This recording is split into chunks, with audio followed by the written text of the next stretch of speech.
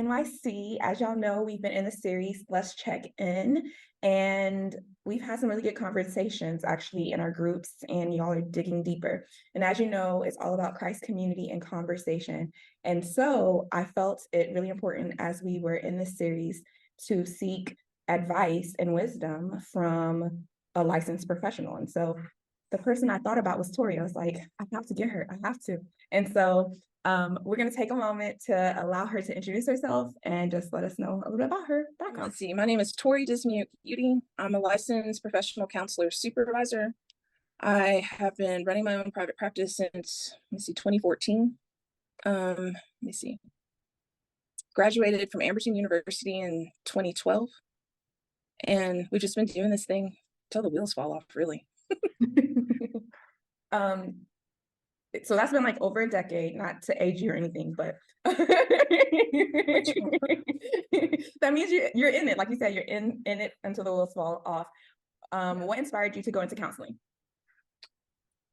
Okay, so the short answer, I'm trying to keep things succinct because you know me, I'll talk and talk some more.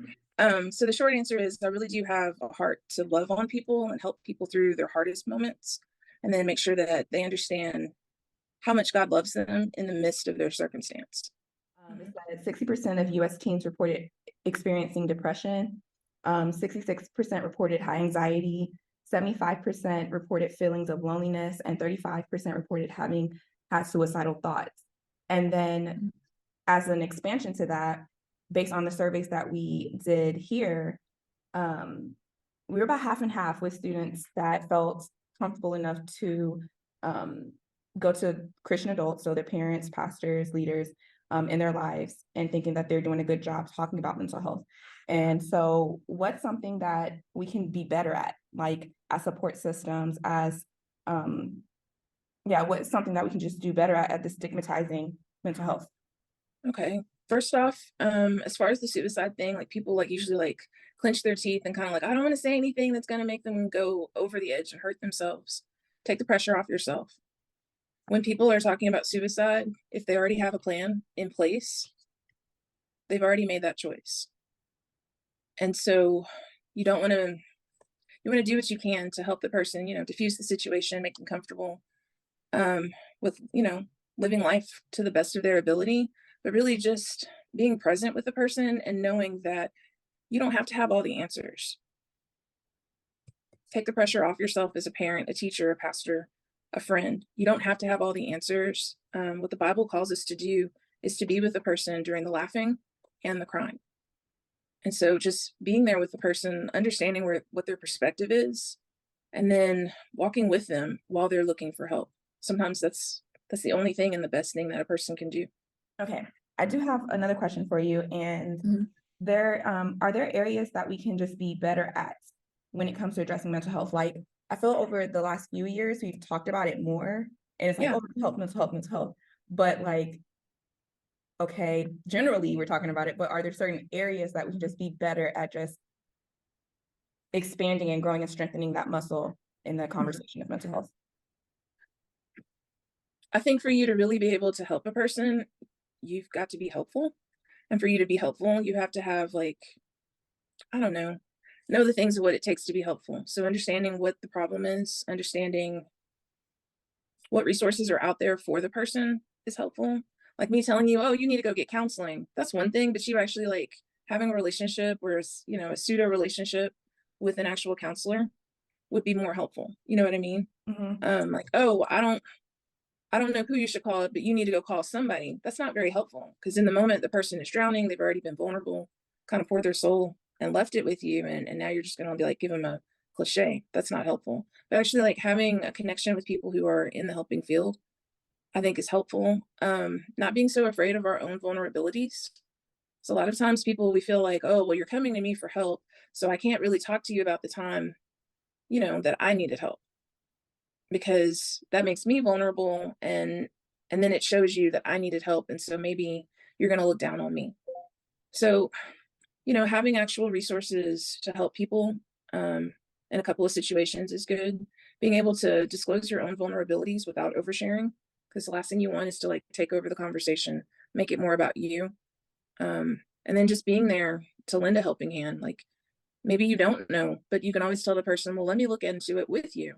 And then we'll meet back on this day and this time and see what we have together. Maybe the person has the number, but they're too ashamed or uncomfortable to make the call. Maybe you can offer to sit with them while they make the call. It's funny because as you're talking, it made me think of like networking or even because I always tell the kids, hey, if you even with finding a job, it's all about who you know. Yeah, And like if you're making like a reference or whatever, like you're gonna trust your friend to be like, right. oh, I tried this restaurant here, versus just a random host you see or whatever. So it Yeah. totally clicked when you said, know stuff. Okay. This is something that I've been wondering, especially for those that have been in the field and you've been in the field for a while now. Do you see an increase in certain mental health topics than say 5 to 10 years ago? And why do you think that is? Because of COVID and the isolation people had, Mhm. strained relationships are all over the place. And then dealing with like the death and loss of people who died because of COVID and complications with COVID, that's happening like more times than we take breath. And so right now it seems like as we're getting back to our normal, there's still a lot of grief that we're bringing with us. And so that's where I'm living now is people that are having strained relationships. And so we're getting through all of that stuff. So the boundary settings, knowing your expectations of what you want for yourself as a single person and in a relationship, what you're willing to accept from the people that say that they love and care for you, and then what the consequences are of getting what you want and not getting what you want. And then just, bringing it all together so that, you're comfortable in your own skin. And of course, trauma comes up with that, as an offset. So Mm. that's I've where I am now. actually talked about I briefly touched base about trauma last week about how that can be something that once you've experienced it and you go through years or whatever, it'll still resurface, like, Oh, especially yeah. if you want to address it. Would you say you saw a spike and an increase just within COVID and Yeah. post-COVID times with that? Oh, most definitely. People were out here losing their minds. I mean, literally, they just can't cope. And I can't tell you how many times people would call and they're sobbing, just weeping, and they're telling me like, I don't know what's wrong with me. I'm that person that handles all the things, and I can't do it anymore. And that is totally on the rise. And you have to think about that. If that's affecting grown-ups, Mm-hmm. our kids and our teenagers, they're feeling that impact even more because the people who are in place who are supposed to protect them, they've lost their minds. So there's no gatekeepers. And that means that our young people are at a loss. Like, and that brings up a whole nother kind of issue for our society as a whole, because now we can't trust the adults to do the things that they're supposed to do. My mom or dad, they're checked out. They're watching TikTok for hours on end. They're door dashing 8 days a week. Yes, we know there's 7, but 8 days a week. I'm not getting fed the nutritious stuff that I need. I'm not getting the nurturing that I need. And I really feel like I'm an inconvenience and a burden with my family. And when I talk about it, I'm given the nickname or the understanding is I'm the difficult person. And so as adults, we're gonna have to get ourselves in order, right? Because if we have to put our mask on first before we can help our kids, what kind of air are we breathing? What are we really taking in? Mm-hmm. And then where does that leave your youth? Because they were entrusted to us by God. Yeah. Yeah. And so the uptick in anxiety and depression, it's huge because of COVID. We already weren't in a great place where it came to, emotional awareness. And then you Mm-hmm. have that stretch of time. I mean, it's been 2 years and we've been living in our homes away from people. You're afraid to touch people. You're afraid to be close to people. And then you've got all of the stuff in the news with like scary stuff on top of that. So you have no safe places to go and you isolate further and then you're in your mind deeper. So yeah, the rise that we're seeing, we're going to have to do some things differently. Okay. I know that's depressing, but luckily not all of it. Just a little bit, just a little bit Yeah, real. and so like with that, I would tell your viewers now, like take a breath because you're okay. You are okay. The fact that you have the freedom to sit and watch this video, you're in a safe place. The fact that you have the ability to come to NCC on a weekly, bi-weekly, whatever, you have a better life than other people. And that's not me diminishing like what you're feeling. It's just a reminder of like we don't have it so hard as other people. So definitely use the time and space and opportunities that God has given you to sustain yourself and then be a blessing to other people, because that's what Jesus asked us to do. You know, he literally carried the weight of the world on his Mhm. shoulders. Yeah. And he was still kind and loving and laughed with people and drank good drinks and ate good food and still did the will of God. And that's within all of us. What's the difference between anxiety and depression? Like Okay. simple. Simple, simple. We're not going to talk about hormones and neurotransmitters, all the yummy good stuff that I love talking about. Basically, it's perspective. So we're just going to break it down to the basic. Overgeneralizing everything. Y'all don't call the state people on me and take my license for this, because we're giving it bite size. People who struggle with anxiety, it's all of the futuristic what ifs. So we're looking at today and what's in front of us. Yeah, you have some things that you're like still wrestling with, like I did that, I wish I hadn't done that, wish I hadn't said that, wish I hadn't, went there. But really you're thinking more about the future and how the future is unfolding, it's uncertain, and you're just not really sure how things are going to work out for you. That's anxiety in a nutshell, a very small nutshell. Depression, you're thinking about today and how painful it is and how boring it is and how disengaged you are, like you're really just over it, right? Like you don't have the energy to even like really think too far in the future. And then you're reminiscing over all of the what ifs. What if I had done this differently? What if I had said this instead of that? And then it's full of regrets. I hate that I did this. I really wish I hadn't done that. Why did this have to happen to me? And so that saps all the energy out of you on either end. They kind of sort of look the same, but if you can really pay attention to the person's perspective, if it's futuristic versus past experiences, that really gives you a clearer idea of which way you're gonna, are we going left or are we going right? So is it depression or is it anxiety? That's a And good. there's a small space where there's an overlap. It's minuscule though. Mhm. I want to touch on something you said earlier, Miss Bree, about trauma. Because Mhm. sometimes people think like, oh, I had to get hit by a car, I had to fall out of a plane, I had to be, can I say stabbed 1,000 times in church? Can I say that? I don't know. Something really terrible happened. Y'all should know I'm the person that says the inappropriate stuff at places. I don't mean any harm, but like we think it's got to be this huge, huge thing for it to really count as trauma, and that's not the truth. So the truth of the matter is, trauma is something that has affected you, and your life just doesn't feel the same moving forward. Um, I don't have my little brain with me, but literally, you have your brain. Something happens to you, and there's like a deviation physically that happens in your Mhm. brain, and Okay. so that space that's created between there, there's no connection. And so this is why we see people are like, you don't laugh like you used to. Why are you crying all the time? Gosh, when are you just going to get over it? And you're thinking like, my whole world has changed. I don't even know how to tell people what has happened to me. I just know that I'm hurt, I'm disappointed, I'm scared, I don't feel safe in the world. Things are not right. Well, you're absolutely correct, because your brain has literally suffered trauma. And so whatever it takes for you to like start walking around people again, I mean, you're still jumpy, you're still like paranoid, probably getting on the people's nerves around you, probably startling and jump scaring a few extra people. I mean, that's what trauma looks like, because Yeah. you have yours and then you're kind of causing like secondary trauma with the people who know you, because they have to keep hearing about the thing and remembering the thing with you or for you.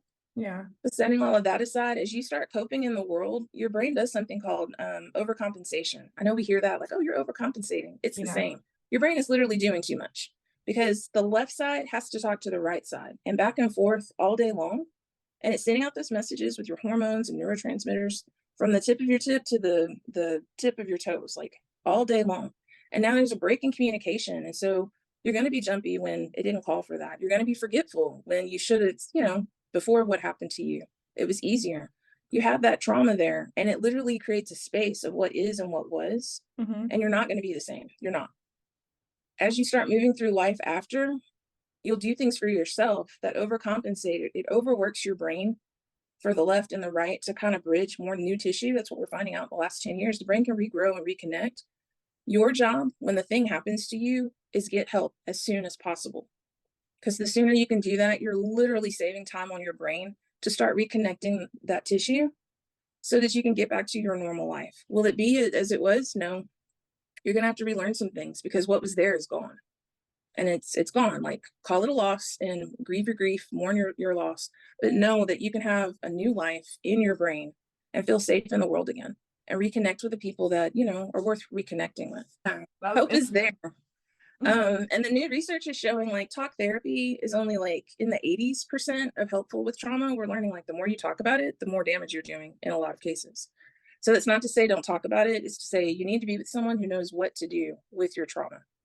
Mm, So you do your outcry, like so and so has done this and it hurt me. And then that person connects you with, the authority, because we've got to make some sort of report to somebody. And mhm, then from there, they'll connect you with, a person that can help you. A licensed professional is best. Pastor is good because they have a lot of training and they have to go to college for all this stuff too. So you find the person that knows what to do with your trauma, and then they start doing, the therapies that are involved. But like talk therapies in the 80%, expressive therapies. Like my specialty is sand play therapy. It's a type of art therapy. It has a little sandbox, and like you show us what's going on inside of you, like, and your psyche and your soul. It's a lot of soul work. It's like in the 90s for it. Sand tray therapy, also in the 90s. Dance therapy, low 90s to mid 90s of like the reparative treatments. Music therapy. So they have all these things where you're literally forcing your left and your right to mhm. speak to each other through the movement and the sounds, and it's pulling all five senses to interact with each other at the same time. And so it repurposes all of the junk and reconnects and gives you, new tissue, new opportunities to live your life in a better way. What are Mhm. some exercises that we can do to just overall aid in our mental health? Oh, I love this question. Can more people ask this question? This is a good question. Practice communicating your feelings. Um, Practice communicating how people's actions affect your feelings. So something I like to practice with my people, because a lot of times we're like, I'm not going to talk about that because I'm super uncomfortable and I don't know how they're going to react to my feelings. So you do the little I statement, like because you want to like do it in a way that you can talk to people, they don't feel like they're being accosted, and then they won't feel defensive and like there's a lot of back and forth, right? So this is, I call it a stun gun. Okay, so it's the person for a minute, and then because you're telling them about themselves, and you're being very timely, you're being matter of fact but not rude, and it comes from a place of caring because you're literally teaching the person how to treat you better. So you're not being responsible for their reaction. You kind of sort of care how they feel, but that's not your priority. Your priority is to tell this person that says they care about you. Don't do this at the grocery store in the line, y'all. Don't do that. You'll look crazy. These are people that matter to you, that say you matter to them. Okay, that's the first rule. Second rule is you're going to be kind and patient because they've never experienced this side of you. And then third, you're not going to be responsible for their reaction. You're not going to take responsibility for their feelings, because all you're really wanting to do is let them know how their actions affect you. So let's say Miss Bree made brownies.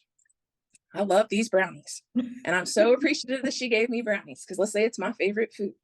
It's not, it's wedding cake, but you just can't ask people to make wedding cakes. It's weird. Okay, so Miss Bree made me these brownies. I love these brownies because she thought of me and I'm feeling all the good feels. First, you got to think about, how do you actually feel? Are you happy? Are you ecstatic? Do you feel nurtured? Do you feel seen? Figure out how you feel. Okay. And then two, what the action was. She made you brownies. Okay. And then the third thing is, why does this make you feel the way you feel? Okay. So, and then you're going to put it in a sentence. So, Miss Bree, because you always start with the person's name, Miss Bree, when you baked me brownies, because that's the thing you did, I feel loved because you did something kind for me. Super basic. People are going to feel awkward. I don't know why we feel awkward telling people, because when you're mad, you don't care about telling people.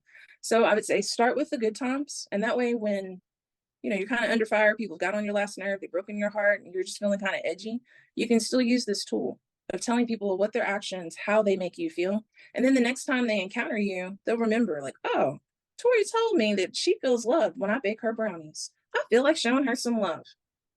And now you have a different problem, Weight Watchers. The very last thing, is there any encouraging words or piece of advice or action steps for our students that you Just breathe. recommend? Just breathe.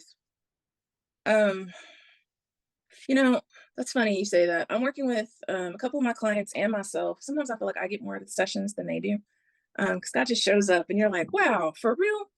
Um, Saying all of that, Jesus told us we should not worry. If it's not bringing you closer to God, don't do it. And then he challenges us to broaden our trust and our faith in God to the point that we should compare ourselves. What is more precious to God? a bird, a flower, or a child of God. And if the bird of the air has food every day and the flower is dressed, I mean, from God's own mind, like it's dressed more beautiful than any Gucci or Louis Vuitton or whatever, whatever. And God saw to their needs, why wouldn't He take care of you? Because you're a child of God. You're the most precious creation He has. And you benefit Him more than the birds of the air or the things that grow on the ground. Like you were final creation. So my question to myself and to y'all is, what would it be like to truly live a carefree life? Because the birds don't worry about their meals and the flowers don't worry about growing. What would it be like just to live carefree, to know that God's got everything in hand? Yeah, you're going to have these character tests, so you shine because that's what you were made to do. And maybe you don't shine as brightly as you wanted to because something went wrong. I mean, because that's life, right? Every plant has to push up beyond a rock, some concrete, or heavy soil. That's part of life. And birds have to fly maybe further, to get the meal of their choice. But they still don't really fret and worry and go into a frenzy over it because it's all provided for. And God promised to do that for us. So that's my challenge is just practice your practice being faithful. Practice being trusting in God because it's all to His will. And you're going to be okay. Even if you go through the worstest of the worst. I know it's not a real word, but even if you went through the worstest of the worst, God is there with you. He's on the other side, and you don't know what kind of challenges you have, how it's going to edify and strengthen the resolve of another Christ believer. And so you go through it as graciously as you can, as honestly as you can, and you help the others, come alongside you. Well, that was a nice challenge. I totally was not expecting you to give us that kind of action step work challenge. But hey, the Lord knew. And so thank you for taking time out of your day, especially because you are working. Taking In time out of your theory, day. literally, I'm having snacks and talking to people. That's all I do. And I know that we hope that this can help aid in just us continuing to make steps of progress forward for just these young impressionable minds that are going to be adults that are then going to raise other adults. Other adults. Yes. You're only a kid for such a short period, like you got adulthood for the rest. So enjoy your childhood. Be carefree, be responsible, but be carefree. And yeah, just really flex that faith and trust in God because it's gonna go the way it's supposed to. And if your worry doesn't bring you closer to Jesus, you ain't got no business doing it. Okay. That's simple.